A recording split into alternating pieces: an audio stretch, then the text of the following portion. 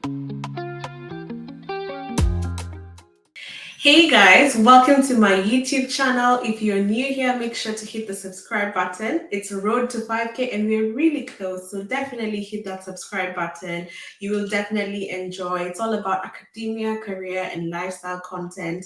And I usually take a lot of suggestions from the audience, so if you have any ideas on topics you'd like me to cover in future videos, please engage in the comments.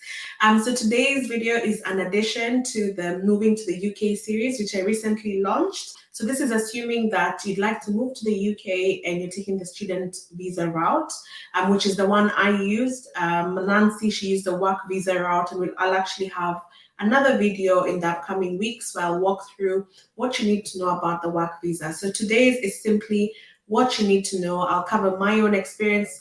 My experience is from 10 years ago. I can't imagine it's been 10 years. Of course, a few things have changed, so I'll update you on what has changed, but pretty much the process is quite similar, and it tends to be similar across different visa routes anyway, which you'll notice as I cover more and more visa application routes. So please let me know any specific questions that you have. I'll try to do a Q&A, especially after I've done the work visa one as well. I might do ILR as well, which is a settlement visa after you've stayed in the UK for 10 years or you're eligible. So there are different paths that you can take to be eligible. Yeah, I would love this to be of value to you. So please engage. So I'll cover high level, the process of applying for student visa, then I'll go in depth with what requirements you can expect. And this is just a crash course. I'm not an immigration consultant. This is purely from my own experience and also from researching on the gov.uk website. I'll start off by telling you, if you are at that point where you have gotten your offer from the university and you're ready to apply for a visa, irrespective of even the visa you're thinking of anyway, it could be you just want to come visit the UK or you've moved because of a job, gov.uk website is the Bible for visa applications. It is very straightforward in terms of what you need. I'll even start off by saying you don't need an agent. Guys, these people want to make money from you. Unless it's a situation where you're getting it for free as part of the offer, which in case of student, it's not usually the case. It's mainly with a work visa where they'll have their own immigration consultants who will help you out with the application. For student visa, you do not need an agent. I remember when I was in high school and I was doing my foundation year, a lot of my friends used some agents who you pay them a fee and they help you prepare for the visa application. You don't. I applied for the visa myself online, got my laptop, applied, and as long as you meet the requirements which are clearly listed on the gov.uk website, that's all you need. You do not need an intermediary to fill out the application, and this applies even to tourist visa. Guys, you don't need. The only time when I would probably suggest you get not legal, but professional advice is a case where you need to appeal, like for whatever reason they rejected you. At that point, it makes sense to engage an immigration lawyer. But until then, guys, keep your coins. You can get all this by, and I'll share the tips from my journey.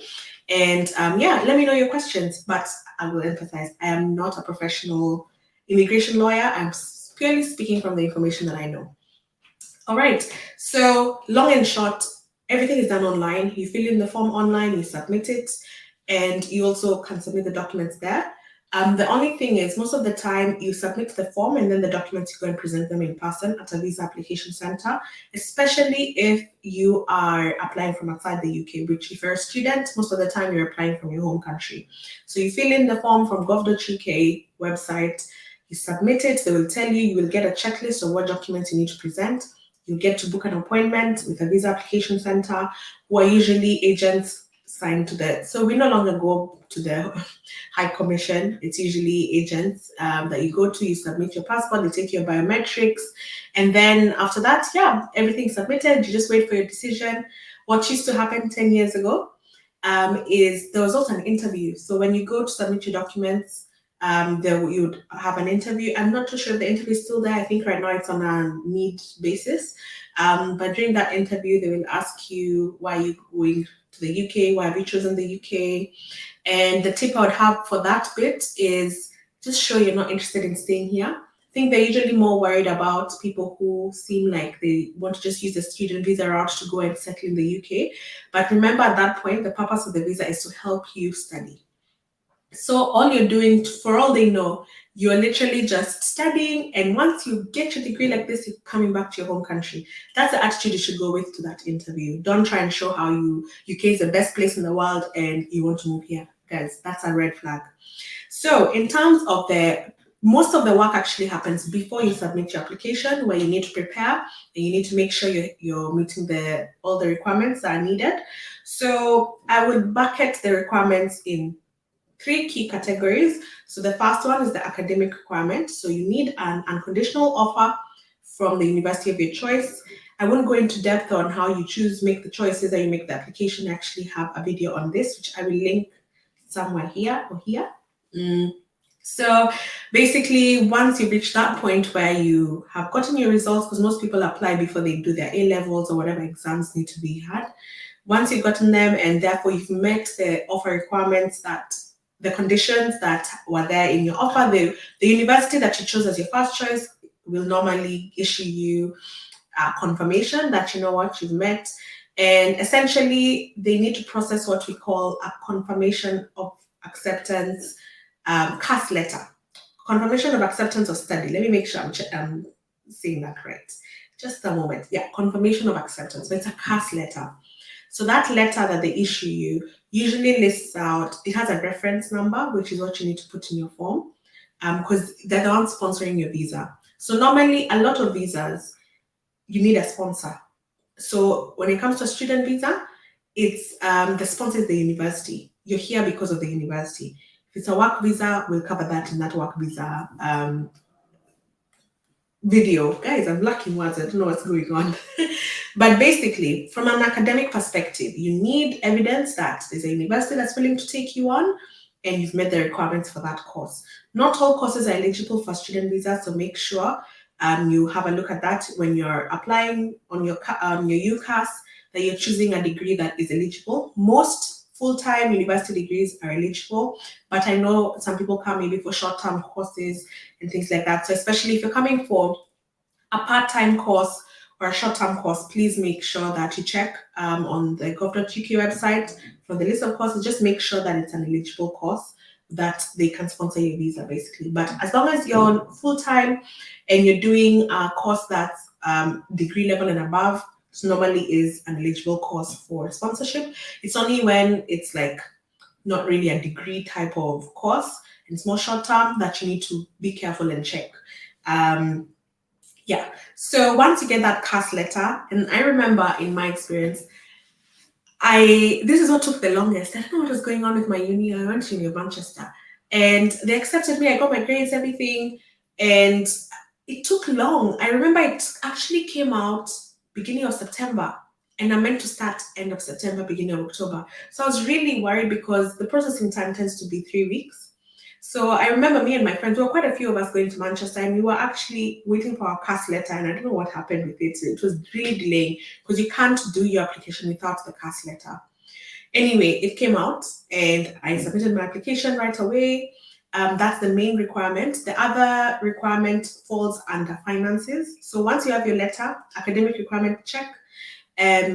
So when it comes to finances, your CAS letter, the uni will actually show how much money you're owing in terms of your tuition. So they usually need you to have evidence of you being able to finance your course for at least the first year. And during your registration process or whatever with the university, when you're confirming that you're going to go, you're going to accept the letter, you're going to accept the offer, etc., they give you a chance to pay in advance. So it could be by the time they're issuing you the CAS letter, you have a zero balance on your tuition. In that case, perfect. The caseworkers, when they're reviewing your application, they'll see, okay, this person doesn't need to demonstrate the full amount that they need for you to demo because they can see the university already received the tuition fees. So from a financial perspective, they need to see evidence of tuition fees for 1 year if you've not paid any to the uni, but if you have, the CAS letter normally shows anyway. They also need you to show that you have upkeep, evidence of financial upkeep for at least 9 months. And normally it's usually £1,000 that you need to evidence that you have £1,000 per month. So for 9 months, that's £9,000. So you have about £9,000 in your account for you to be able to pay rent, to pay food. So it includes rent as well. Another thing, which, and it's something a bit complicated, but I hope I'm not confusing you. Most of the time, if you're going for undergrad, especially, even postgrad, and you're coming from abroad, they usually offer you accommodation, like an accommodation, an opportunity for you to apply for university accommodation. And during that process, you can decide to pay also in advance of your visa. So in that case, you can also show, I believe this is also shown on the CAS. If not, you should just need to present evidence that you have already paid the university the accommodation fees. So this £1,000 per month is including accommodation. So if you have already paid accommodation, then you don't need to demonstrate £1,000.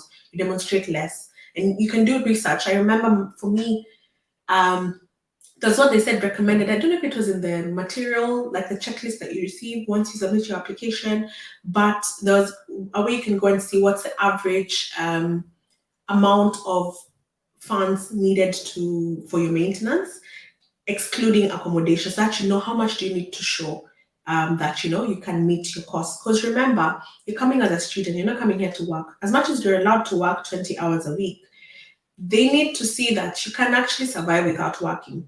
Because if you are working full time to meet all your costs, then what time are you really studying? So that's why they need to see that you can actually meet your own food and accommodation costs. And whatever else, like there's that £1,000 is just an average of what they see people needing a month. And especially if you're in London, it's a bit more. And if you're outside London, I think is when it's £1,000. So you just need to do a bit of calculation there. That's why you can do a lot of research and just see, especially if your accommodation fees have already been met separately, then what do you actually need to demonstrate to show that you're able to maintain your upkeep. This amount of money needs to be in your account for about 28 days. For me, that wasn't the case. I had a financial sponsor who was my dad. So it needs to be in your account for 28 days or your financial sponsor's account.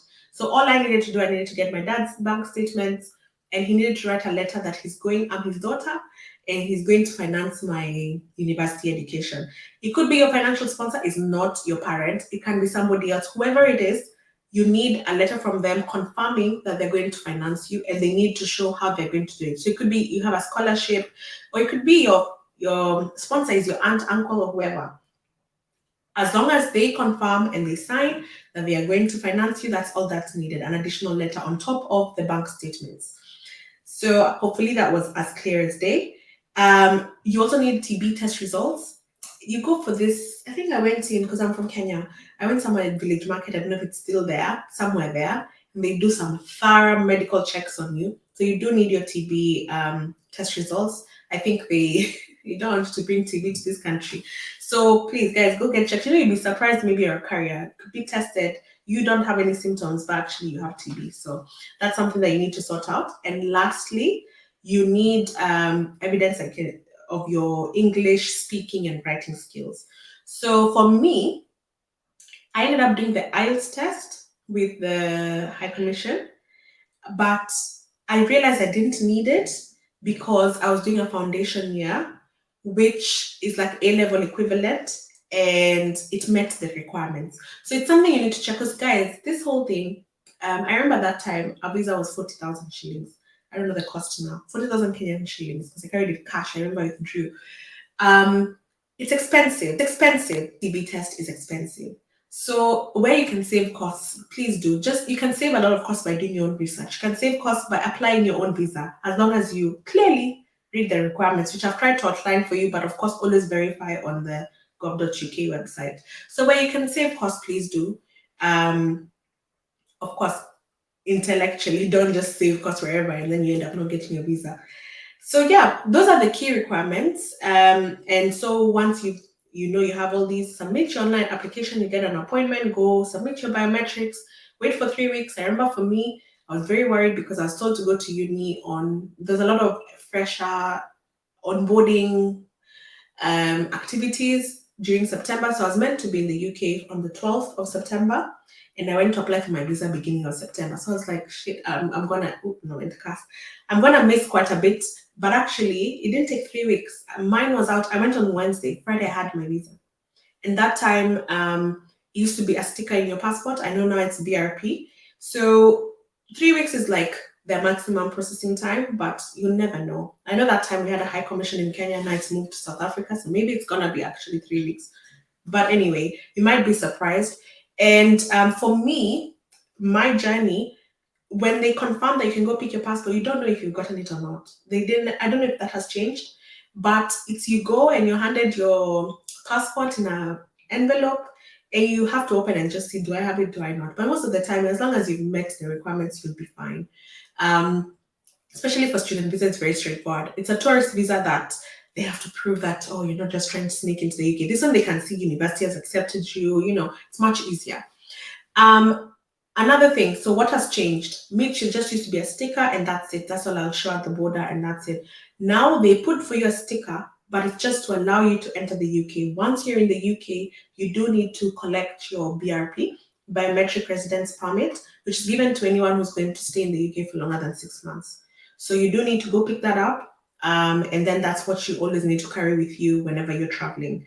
It's your form of ID also, but I would say because it's your visa essentially, just use that as a form of ID. Don't use it. Don't carry it around because when you lose it, it's a big deal. So yeah, I hope that wasn't too long, and I would love to know whether you found this useful. I'm definitely going to cover the work visa one next because I have also been in my journey has included student visa. Then I upgraded to a work visa and I got a job. I've had to apply 2 times because 3 years. I'll explain all that when I'm doing the work visa. But for student visa, they give you the duration of your degree.